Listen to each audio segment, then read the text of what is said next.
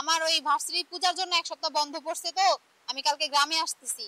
তুই আমার বাসায় থাকস, আমার বাসায় খাস, আর আমার বোনের লাগে ফষ্টি নষ্টি করো।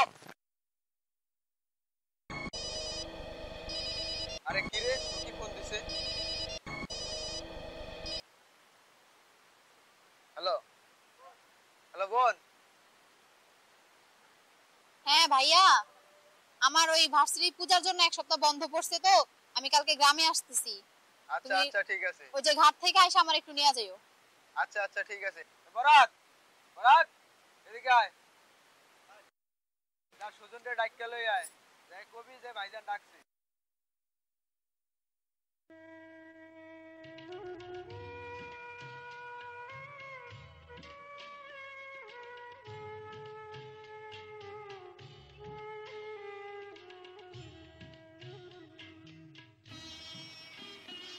হ্যালো, তুই ঘাস খা, অনেক রোদ। আমি তো গাছের নিচে যা বসি।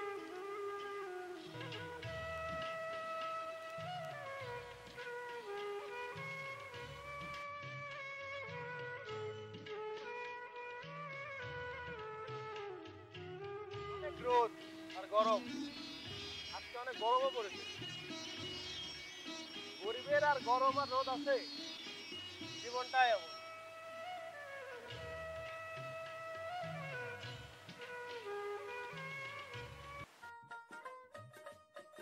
আরে সুজন, ভাই ঘুমাস কে?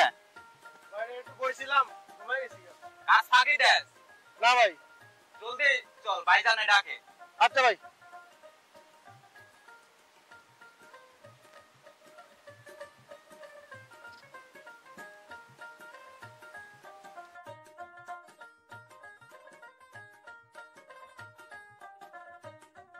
ভাইজান ডাকছেন? হ্যাঁ ডাকছি। কাল আমার বোন আইবো, আমার একটু কাজ আছে, যাই কালকে ঘাটে যাই নিয়ে আসবো। আচ্ছা ঠিক আছে ভাই।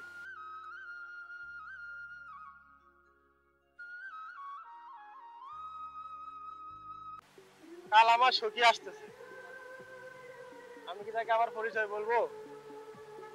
না না, বলা যাবে না, আমি তাদের বাড়ি কাজের লোক, বলবো না। বিথি, বিথি এদিকে আসো।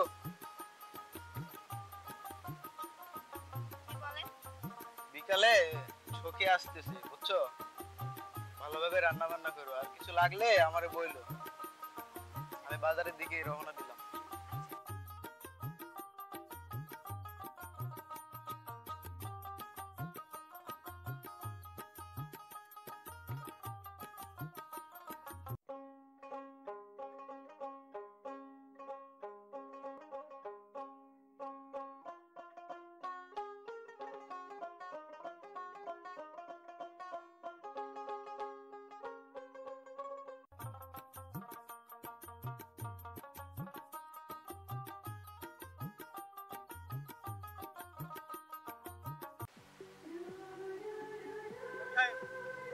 আমার কাছে যাও। ভাইজান আসেনি?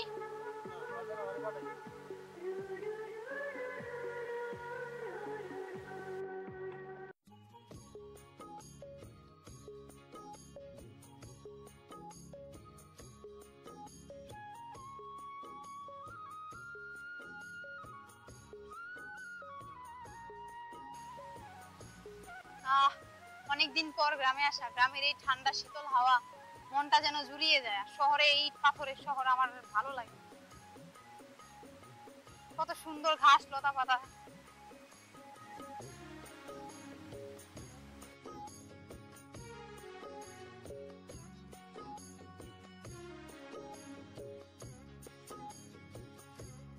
যাই এবার গ্রামটা একটু ঘুরে দেখে আসি। এ কি সুজন, তুমি এখানে বসে আর আমি তোমাকে সারা গ্রাম খুঁজে শেষ। কেন মেম সাহেব, আমাকে খুঁজেন কেন? খবরদার সুজন, পর থেকে তুমি আর আমাকে মেম সাহেব বলে ডাকবা না, আমাকে আমার নাম ধরে ডাকবা সখী, ঠিক আছে? না না মেম সাহেব, এ হয় না। ঠিক আছে, তোমার সাথে আর আমি কথাই বলবো না। সখী, আচ্ছা ঠিক আছে, এরপর থেকে আমি তোমাকে তোমার নাম ধরেই ডাকবো। আচ্ছা ঠিক আছে সখী, তুমি যখন আমার এতই ভালোবাসো, তাহলে চলো কোনো গাছের নিচে বসে গল্প করি। চলো।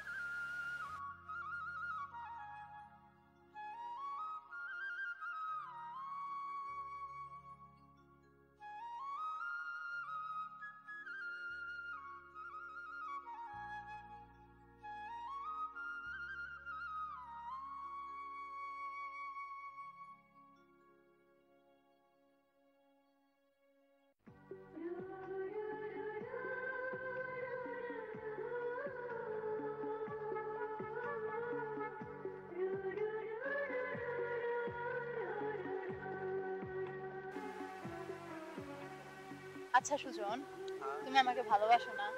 অনেক বেশি। আমরা দুজন যেহেতু দুজনকে ভালোবাসি, ভাইয়া তো কখনোই আমাদের সম্পর্কটা মেনে নিবে না। যদি কোনোভাবে জানতে পারে তোমার আর আমার এই সম্পর্কের কথা, ভাইয়া তো তোমাকে আমার মেরেই ফেলবে। চলো না আমরা কোথাও পালিয়ে যাই। না না, ভাইজানের কথার উপরে আমি কোনো কথা বলতে পারবো না। আর তার অনুমতি ছাড়া আমি তোমাকে বিয়ে করতে পারবো না।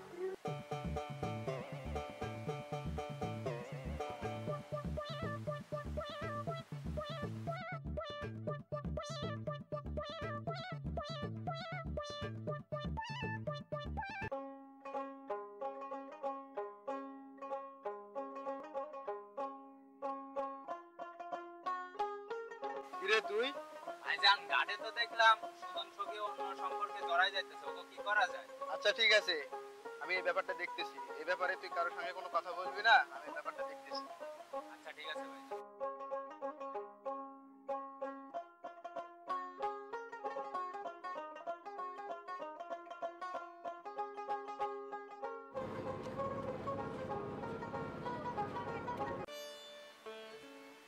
বিথি, বিথি, এদিকে আসো।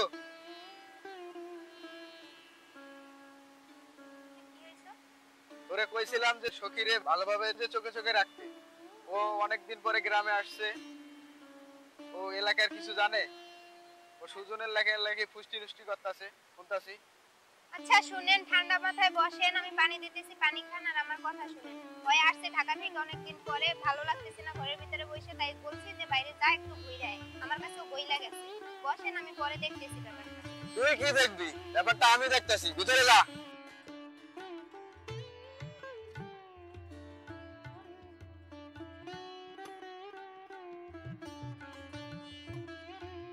মিথুন, বরাত, এদিকে আয়। কিসে ভাইজান? সুজন আমার মান সম্মান নিয়ে খেলতাছে, ওরে জানি পাবি, পিচ্ছা হলাবি। আচ্ছা ঠিক আছে ভাই, আমরা দেখতেছি ও কই আছে। তাড়াতাড়ি যা।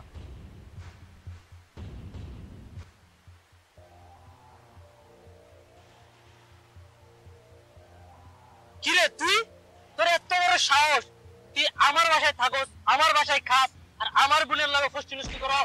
ভাইয়া ওরে মারো না, ভাইয়া ওর কোনো দোষ নাই। ভাইয়া এই ভাইয়া তুই বাসায় যা। আমার ভাইয়া ওর কোনো দোষ নাই। ভাইয়া ওরে মারো না।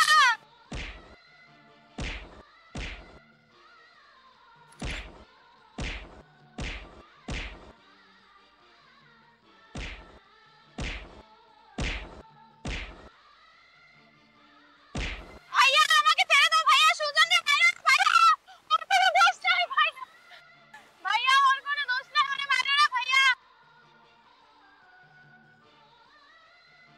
সুজন, ভাইয়া ভাইজান, ভাইজান, এটা নিয়ে আইছি। বিথি, বিথি, ওরে নেয়া বাড়ির ভিতরে আটকে রাখো। না কালকের মধ্যে ওরে বিয়ে দেবো, আমার লগে কথা কইতেছে।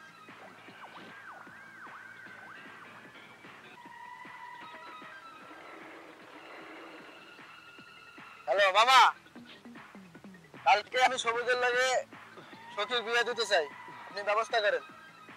আচ্ছা ঠিক আছে, রাখলাম।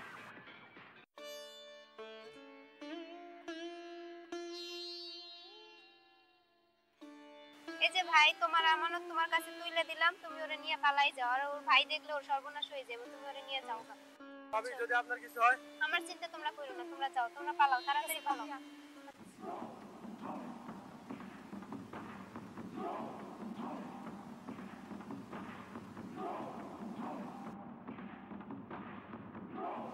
সুজন, তোরে আমি ছোটবেলা থেকে কোলে পিঠে দিয়ে মানুষ করছি, আর তুই সেই এখন আমার মান সম্মান নিয়ে টানাটানি করতেছ। তোর এত বড় সাহস! ভাইজান, আমি ওরে অনেক ভালোবাসি ভাইজান, আমাকে যাইতে দেন। ছোট লোকের বাচ্চা, ভাই বেরে গেল ওকে।